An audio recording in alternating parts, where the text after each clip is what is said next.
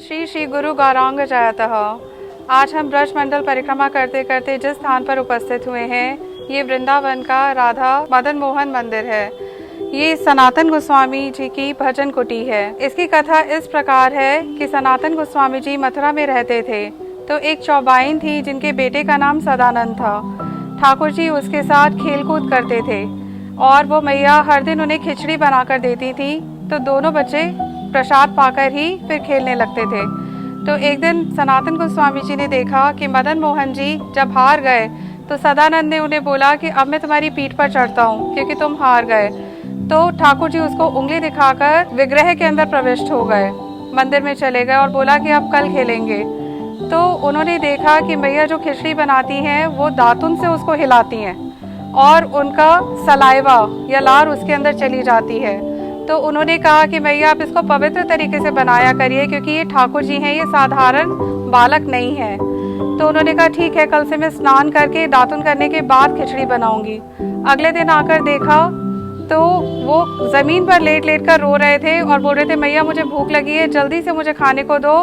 तुम स्नान करने लग गई तो मुझे मेरे शरीर में बल नहीं रहेगा और आज सदानंद मुझे हरा देगा।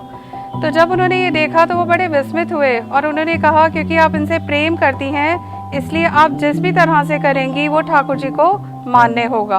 अभी जिन मदन मोहन जी के दर्शन हमने किए, उन्होंने सनातन गोस्वामी जी से आग्रह किया कि मैं आपके साथ रहना चाहता हूँ। तो सनातन गोस्वामी जी ने कहा कि मैं तो त्यागी हूँ, वैरागी हूँ, मैं आपकी सेवा परिचर्या समुचित रूप से नहीं कर पाऊंगा। तो ठाकुर जी ने कहा क्योंकि आपके हृदय में प्रेम है इसलिए जैसी कर पाएंगे मैं उसी को ग्रहण कर लूँगा, पर मैं आपके साथ चलना चाहता हूँ। तो सनातन गोस्वामी जी उन्हें वहाँ से वृंदावन ले आए। वो मधुकरी करके जो भी प्राप्त करते थे सिर्फ एक बाटी खाते थे। तो भगवान का एक नाम है भावग्राही जनार्दना।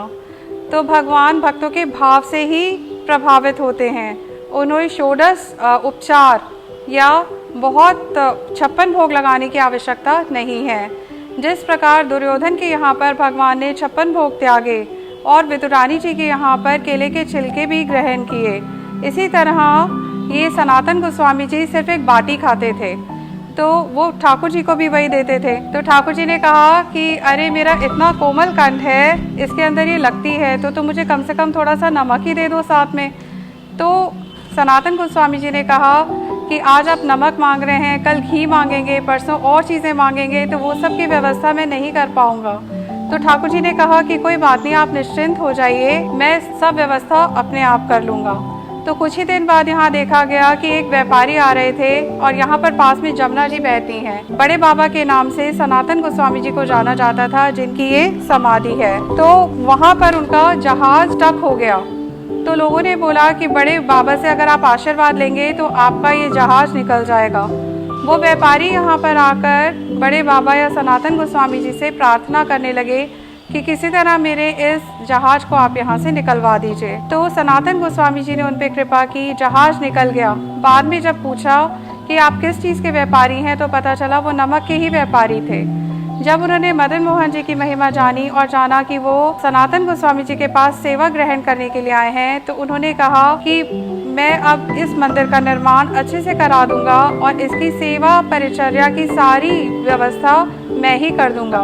तो आज जो हम ये राधा मदन मोहन मंदिर देखते हैं, ये उन्हीं व्यापारी ने बनवाया और सनातन गोस्वामी जी के अनुगत्य के अंदर इसकी देखरेख की जाती थी।